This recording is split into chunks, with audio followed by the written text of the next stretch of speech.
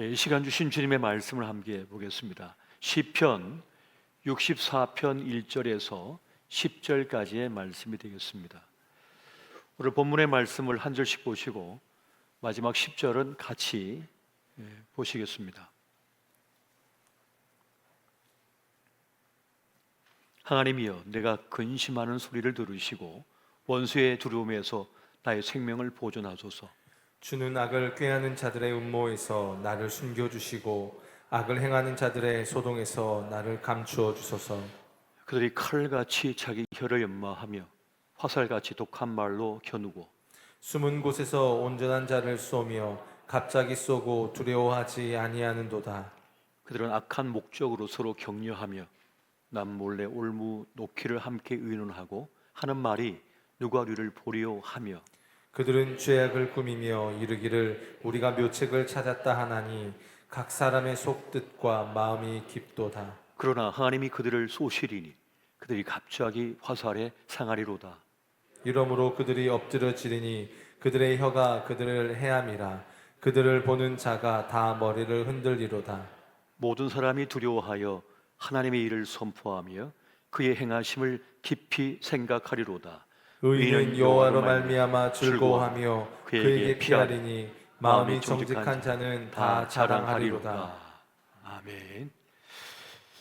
오늘은 시편의 노래 64번째 시간으로 악한 말에 대한 심판이란 제목의 말씀의 은혜를 함께 나누고자 합니다. 우리는 시간, 공간, 인간이라고 하는 조건 속에 살아가고 있습니다. 이 조건 속에서 중요한 것은 사이 간자입니다.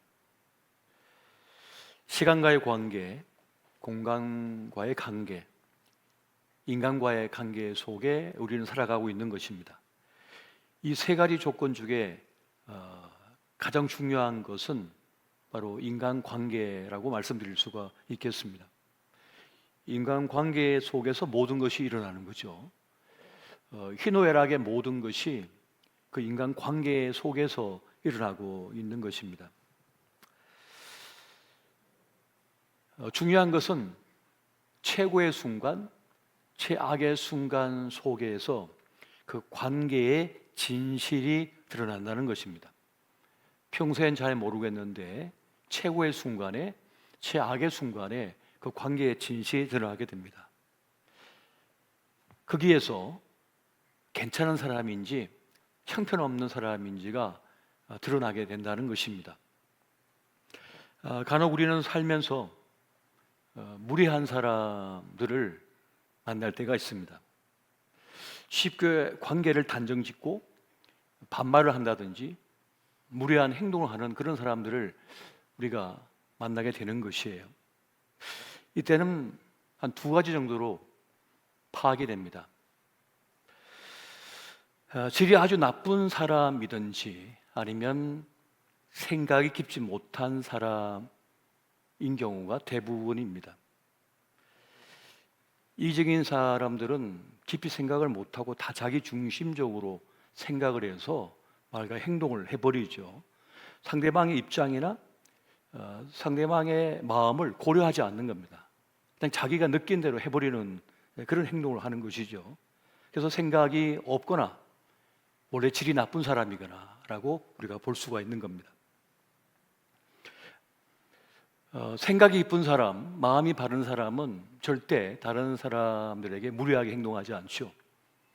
그 사람을 존중하기 때문에 또 배려하기 때문인 것입니다. 그래서 예의라고 하는 건 뭐냐면 타인을 존중하는 이성적인 능력인 거죠. 그 마음의 바탕이 어떤가가 드러나는 겁니다. 여러 가지 상황 속에 우리가 던져질 때 그럼에도 불구하고 상황에 매이지 않고 다른 사람을 존중하는 사람, 배려하는 사람, 무례히 행치 않는 사람들이 있는 것입니다. 만약 그런 사람들이 주변에 있다면 여러분 가까이 하십시오. 질 나쁜 사람이 있으면 멀리 하십시오. 굳이 가까이 하며 살 필요가 없습니다. 그 짧은 인생을 왜 고통 속에 삽니까? 말콤 글래드웰의 타인의 해석이라고 하는 책이 있어요. 그 책을 읽다 보면 그냥 한 줄로 정리가 됩니다. 사람은 자기 수준대로 산다. 이게 결론이에요. 그 말하고 싶어가지고 그 긴 연구 자료를 내놓고 설명하고 있는 걸 봅니다. 이 말하고 싶어가지고 이 큰 자료를 다 사용했구나 싶습니다. 그러니까 사람은 자기 수준으로 세상을 본다는 거죠. 사람을 본다는 거예요. 문제를 본다는 거죠. 마치 빨간 안경을 딱 쓰고 있으면 세상이 다 빨갛게 보이는 겁니다. 노란 안경을 쓰고 있으면 다 세상이 노랗게 보이는 거예요. 금정 안경 쓰면 세상이 다 어둡게 보이는 거죠. 그것처럼 그냥 자기 수준으로 모든 걸 대하고 판단하고 해석하며 살아간다는 것입니다. 그래서 혹시 여러분들이 무례한 사람이나 형편없는 사람 만나면 이 사람이 수준이 그렇구나 라고 그냥 이해하시면 되는 거예요. 내가 크게 잘못했나 문제 있나 다 따져볼 필요 없이 그냥 그렇게 생각하면 되는 겁니다. 내가 큰 실수를 하지 않았다면, 내가 존대하고 무례히 행하지 않았고 바르게 대해서도 불구하고 무리하게 대하는 사람이 있다면 그 사람의 수준인 거예요. 그거 가지고 너무 소갈이를 할 필요가 없는 겁니다. 그래서 세상 속에는 정말 괜찮은 사람들이 있고요, 정말 형편없는 사람도 있는 거예요. 그것을 성경은 이미 우리에게 말씀해 주고 있는 겁니다. 문제는 뭡니까? 그 악한 사람, 악한 일들이 나를 괴롭힐 때입니다. 나를 아프게 할 때가 있는 거예요. 여러분, 앞서 말씀드렸던 것처럼 사람은 자기 수준으로 본다 그랬잖아요. 그래서 선량한 사람도 있습니다. 착한 사람들, 선한 사람들이 있어요. 이분들은 세상을 좋게 봅니다. 선하게 봅니다. 자기 수준으로 보니까 착한 분들은 세상을 착하게 보는 거예요. 마음이 선한 사람은 이 사람도 선할 것이라고 생각을 하죠. 그래서 친절을 베풀고, 그리고 좋은 말을 해주고, 그리고 자기 시간과 물질까지 써가지고 남을 돕고자 합니다. 그러다가 이제 속거나 억울한 일을 당할 때가 있는 거죠. 그러면 고통 속에 힘들어합니다. 이게 착한 사람들, 선한 사람, 선량한 사람들의 모습이에요. 그렇게 살아가요, 이분들은. 그래서 우리 주님께서 뭐라 하겠습니까? 뱀처럼 지혜롭고 비둘기처럼 순결하게 살라라고 우리에게 매우 이중적인 것 같지만은 지혜로운 말씀을 우리에게 주고 있는 것을 봅니다. 최악의 악은 선을 가장한다는 말이 있습니다. 앞서 말씀드렸던 선한 사람, 선량한 사람들은 악에 대해 잘 모릅니다. 거짓말을 별로 해본 적이 없는 분들은 거짓말의 세계를 잘 모르는 거예요. 어둠의 세계를 잘 모릅니다. 그래서 악에 속아 넘어갈 때가 많아요. 근데 성경은 적나라하게도 이 세상의 선과 악을 보여주고 있습니다.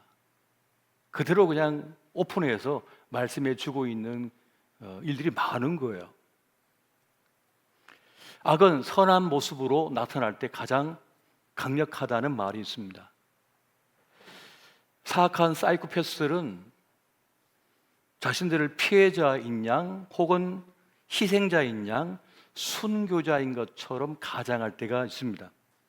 약한 척하고 힘든 척하고 돕는 척하는 거죠. 그러면서 순진한 사람들을 기만하고 조종하는 일들이 많습니다.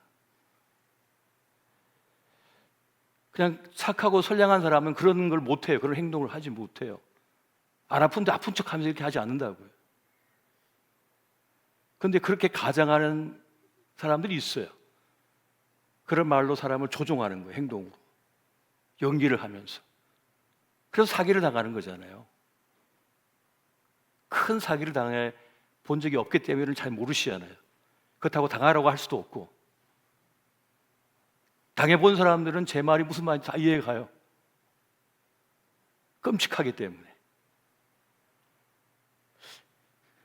여러분, 에덴 동산을 어둠에 물들인 것은 바로 이 뱀의 사악한 거짓말 때문이었습니다. 이 악한 말 때문이었던 거예요. 아담과 하와에게 찾아와 가지고 마치 자기가 아담과 하와 편인 것처럼, 돕는 자인 것처럼, 위로하는 자인 것처럼 찾아왔습니다. 그래서 하나님의 선한 말씀을 왜곡시켜 버린 거죠. 그리고 하나님의 선한 의도와 사랑을 의심하게 만들어 버립니다.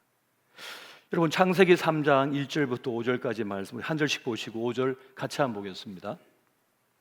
그런데 뱀은 여호와 하나님이 지으신 들짐승 중에 가장 강교하니라. 뱀이 여자에게 물어 이르되 하나님이 참으로 너희에게 동산 모든 나무의 열매를 먹지 말라 하시더냐. 여자가 뱀에게 말하되 동산 나무의 열매를 우리가 먹을 수 있으나 동산 중앙에 있는 나무의 열매는 하나님의 말씀에 너희는 먹지도 말고 만지지도 말라. 너희가 죽을까 하노라 하셨느니라. 뱀이 여자에게 이르되 너희가 결코 죽지 아니하리라. 다 같이 너희가 그것을 먹는 날에는 너희 눈이 밝아져 하나님과 같이 되어 선악을 알 줄 하나님이 아심이니라. 아멘. 가장 강교한 뱀은 가장을 하죠.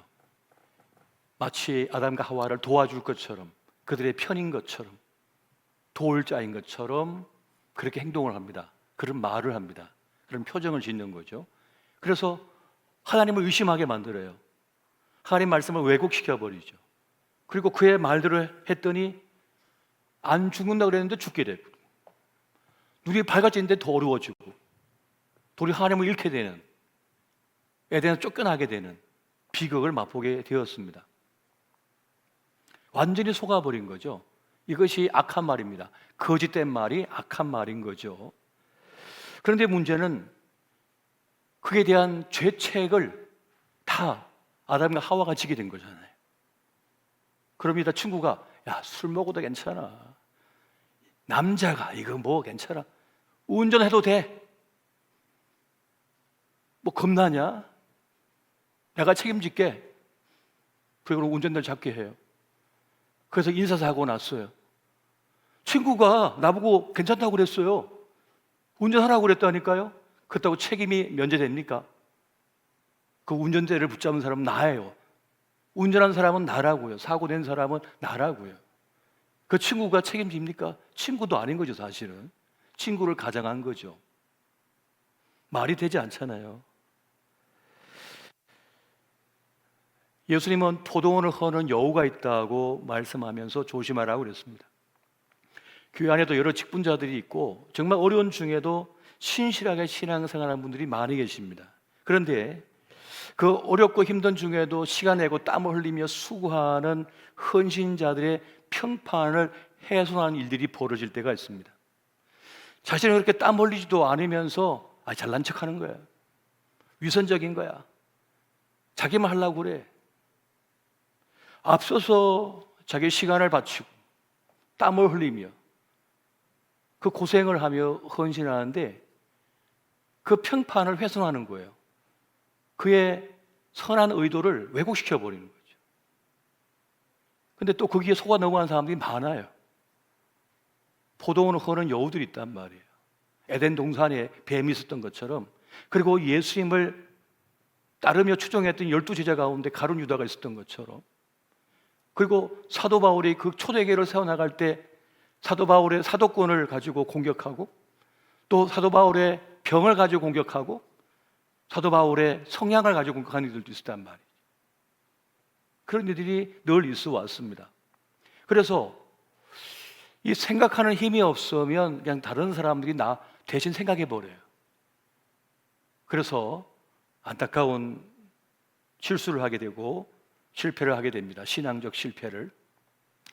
그래서 성경 곳곳에서 우리에게 하나님 말씀을 기억하라, 깊이 생각하라는 말씀을 지속적으로 주고 있는 것을 보게 됩니다. 우리가 모든 것을 다 기억할 수 없지만은 하나님께서 주시는 특별한 말씀들은 우리가 가슴에 새길 필요가 있는 것입니다. 그리고 그 말씀을 붙들고 기도하며 소홀히 하지 말아야겠습니다. 그렇게 악한 자는 선한 것, 성스러운 것, 좋은 것을 왜곡합니다.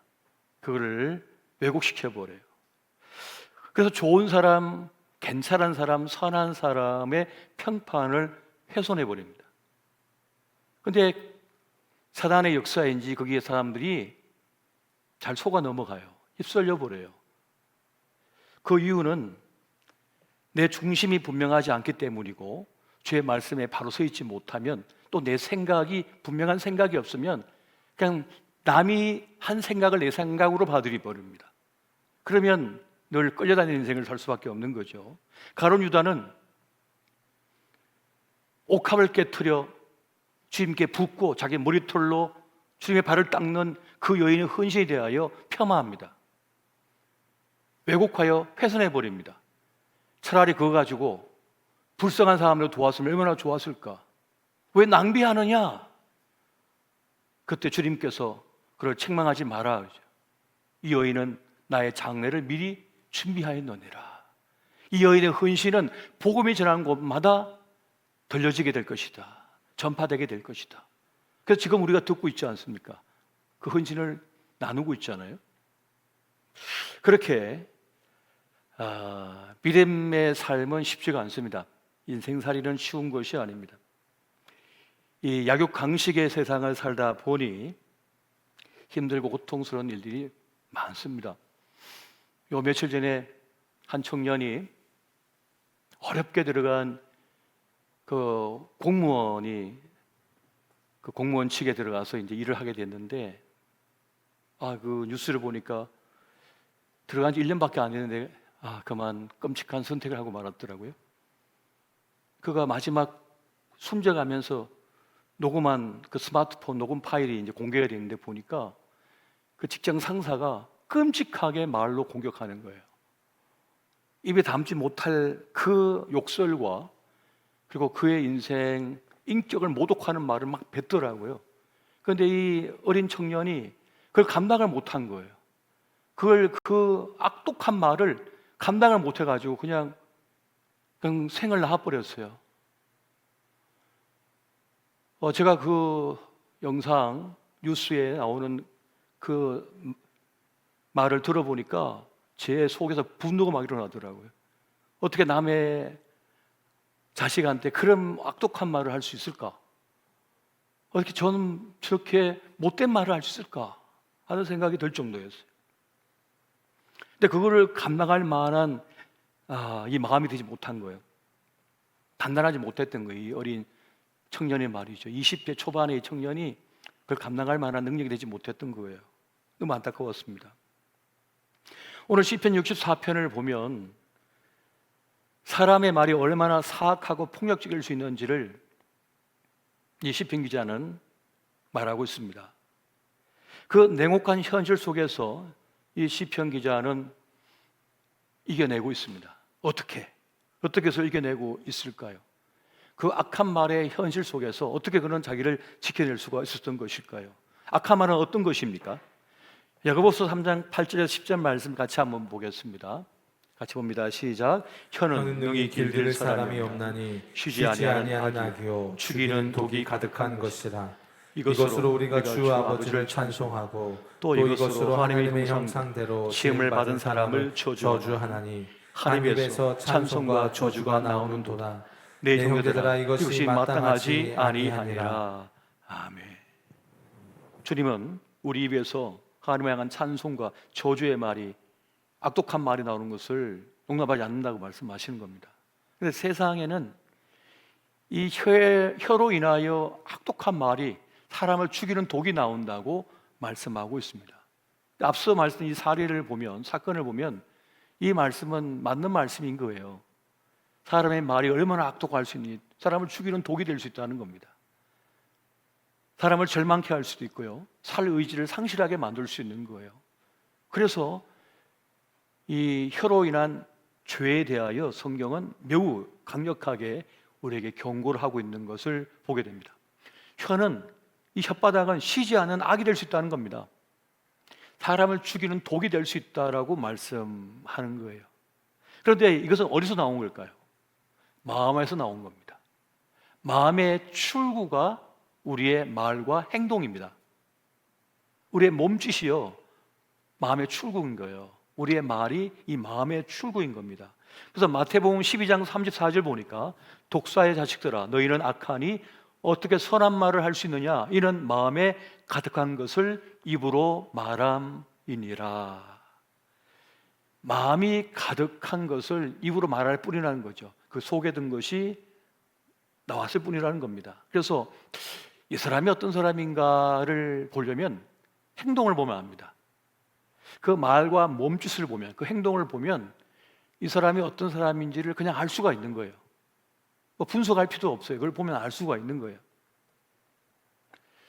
잠언 16장 27절에서 29절 말씀 같이 한번 보겠습니다. 같이 봅니다. 시작. 불량한 자는 악을 꾀하나니 그 입술에는 맹렬한 불 같은 것이 있느니라. 패역한 자는 다툼을 일으키고 말쟁이는 친한 벗을 이간하느니라. 강포한 사람은 그 이웃을 깨어 좋지 아니한 길로 인도하느니라. 아멘. 불량한 자, 이 불량하고 악한 자를 원어로 직역하면 파멸하게 될 거짓된 사람의 뜻입니다. 그러니까 파멸하게 될 거짓의 사람, 그러니까 망할 거짓된 사람이라는 뜻인 거죠. 불량하고 악한 자를요. 근데 이 불량한 자는 악을 꾀한대요. 말로서 사람들을 이간질시킨다는 겁니다. 그래서 결국 꿰어가지고 좋지 아니한 길로 끌고 간다는 거예요. 그래서 함께 멸망당하는 거죠. 그렇게 간다는 거예요. 문제는 그 악함이 나에게 덮쳐올 때입니다. 그 악한 말의 그물에 내가 걸렸을 때예요. 그럼 끌려다니거든요, 사람이. 그러면 우울해집니다. 슬퍼집니다. 분노에 휩싸이게 됩니다. 그러면 내 삶을 못 살아가게 되는 거예요.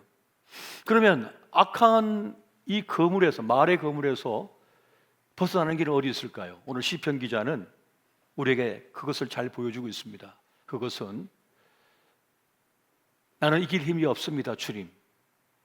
하나님의 돌보심, 보호하심, 구원하심을 구합니다 라고 하는 모습으로 지금 나타나고 있습니다. 시편 64편 1절에서 4절, 우리 본문의 말씀인데 같이 한번 보겠습니다. 시작. 하나님이여, 내가 근심하는 소리를 들으시고 원수의 두려움에서 나의 생명을 보존하소서. 주는 악을 꾀하는 자들의 음모에서 나를 숨겨주시고 악을 행하는 자들의 소동에서 나를 감추어 주소서. 그들이 칼같이 자기 혀를 연마하며 화살같이 독한 말로 겨누고 숨은 곳에서 온전한 자를 쏘며 갑자기 쏘고 두려워하지 아니하는도다. 아멘. 두려움도 없이 화살을 쏜다는 거죠.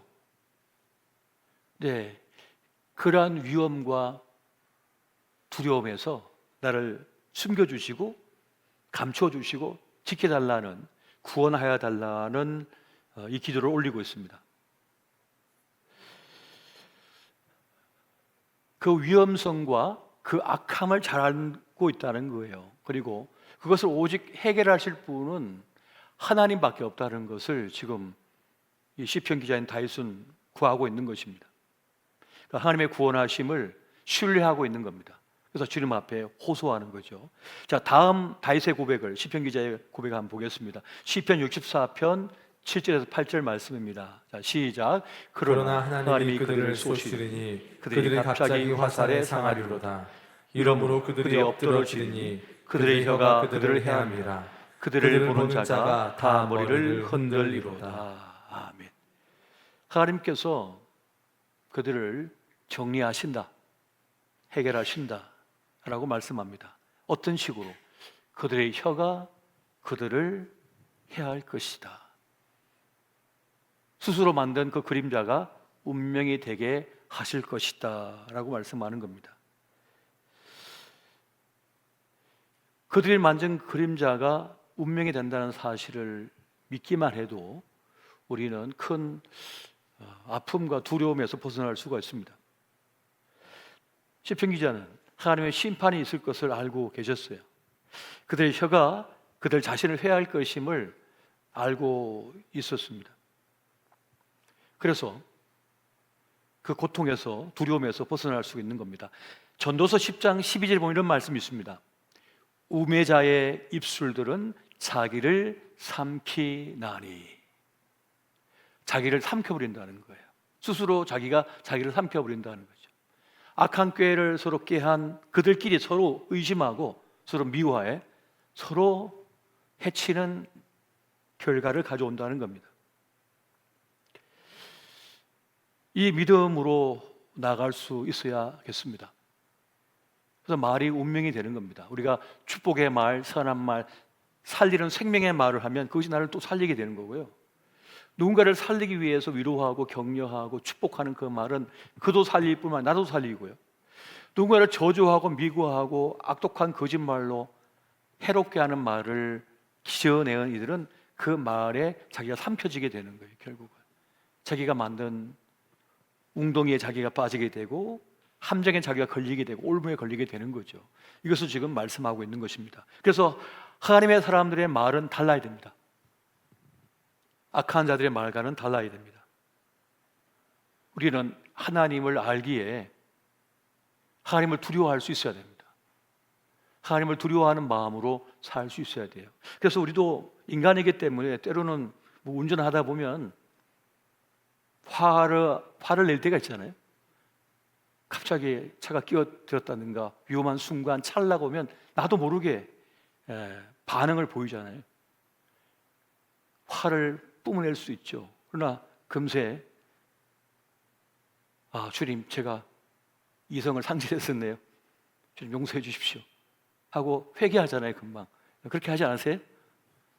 저는 그렇게 하는데 제 아내가 저보고 빨리 회개하라고 막 그러거든요.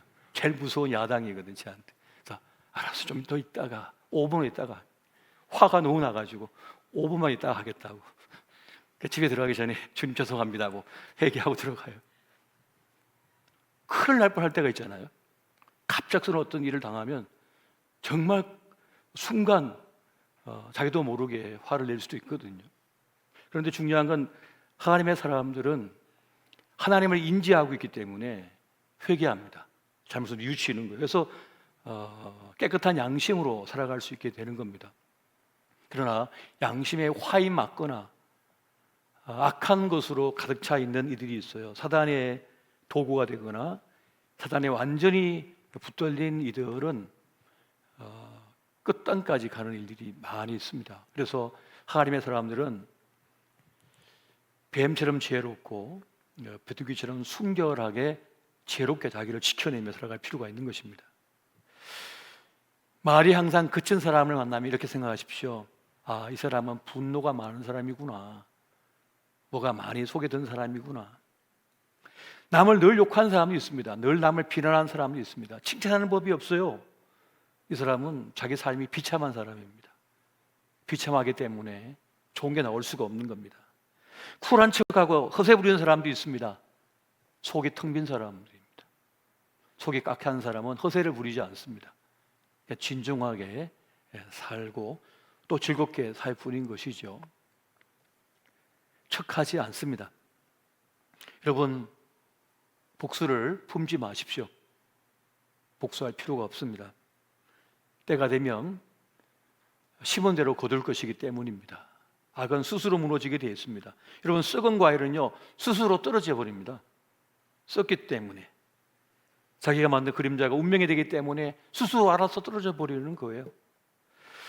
세상은 불공평합니다만 그러나 심은 대로 거두기 때문에 또 하나님의 정의와 공의가 실현되기 때문에 너무 여러분의 삶의 에너지를 고갈시킬 필요가 없습니다. 어려운 일을 당하고 억울한 일을 당하고 혹은 누명을 쓰고 거짓말로 어려움을 당하고 있다면 그저 주님께 맡겨버리십시오. 하나님께 맡기고 나가는 거예요. 그리고 힘들수록 더 잘 먹고 잘 주무시면 됩니다. 왜냐하면 몸이 무너지면 정신도 무너지거든요. 영혼도 무너져 버립니다. 그래서 몸을 건강하기 위해서는 잘 먹고 운동도 잘하고 자기 관리를 해야 되는 거예요. 그러면 정신도 지킬 수가, 영혼도 지킬 수가 있는 겁니다. 그래서 우리는 힘든 세상을 더 단단하게 살아갈 필요가 있는 것입니다. 주권은 하나님께 있습니다. 우리의 시작도 하나님께서 하셨고 그것도 하나님께서 끝내십니다. 악한 자들이 나를 끝내는 게 아니고요, 하나님께서 나를 끝내시는 거예요. 저는 그걸 확신하고 있습니다. 주님께서 시작하게 하셨으니 주님께서 때가 되면 나를 끝내실 것이다. 그러니까 주님께서 나에게 주신 기회의 시간 동안 나는 내 몫의 삶을 살아가야겠다 하는 생각을 합니다. 그렇게 주님을 믿는 믿음으로써 진실하게 나아가시기를 예수 이름으로 축원드립니다.